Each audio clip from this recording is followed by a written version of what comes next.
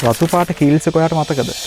ගෙදර යන ගමන් කියලා සුපර් මාකට් ලෝකේ රජ කරපු කාගිල්ස් එක ගෙදරම යවපු කීල්ස් එකේ බ්‍රෑන්ඩින් පෙරලිය ගැන අද කතා කරමු. කීල්ස් එක අවුරුදු ගණනාවක් එයාලගේ බ්‍රෑන්ඩින් එක කරගෙන ගියේ රතු පාටත් එක්ක. කාලය වෙනස් වෙනවා. කාලයත් එක්ක මිනිසුත් වෙනස් වෙනවා.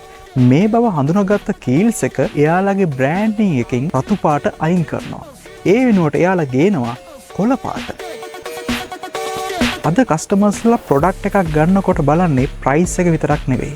එයාලා බලනවා මේක එයාලගේ හෙල්ත් එකට හොඳයිද, ෆ්‍රෙෂ්නස් එක, සස්ටේනබිලිටි එක, එන්වයරන්මන්ට් ෆ්‍රෙන්ඩ්ලිද කියලාත් හොයලා බලනවා. කලර් සයිකොලොජි වලින් ගත්තොත් ග්‍රීන් කලර් එකෙන් ලැබෙන්නේ මෙන්න මේ වගේ දේවල් ටික. ෆ්‍රෙෂ්නස් එක, නේචර් එකත් එක්ක සමීප බව, පුරදායක බව, සස්ටේනබිලිටි එක සහ විශ්වසනීයත්වයත් ග්‍රීන් කලර් එකත් එක්ක ලැබෙනවා.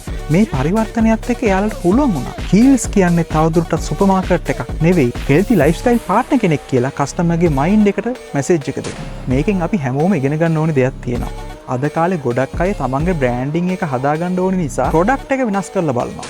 හැබැයි කීල්ස් මෙතනදි කරේ තමන්ගේ ප්‍රොඩක්ට් එක වෙනස් නොකර තමන්ගේ බ්‍රෑන්ඩ් එක ගැන මිනිස්සු හිතන විදිහ වෙනස් කරපු එක. ඔයා හිතන විදිහට කීල්ස් තමන්ගේ බ්‍රෑන්ඩින් එක වෙනස් කරපු විදිහ සාර්ථකයිද? ඒ වගේම ඔයාට පුළුවන් රතු පාට කීල්ස් එකත් එක්ක ඔයාගේ මතකය අනිත් අයගේ කමෙන්ට්ස් එක්ක ෂෙයා කරන්න. තව මේ වගේ ඇඩ්වර්ටයිසින් කේස් ස්ටඩීස් බලන්න අපිව දැම්ම ෆලෝ කරලා තියාගන්න.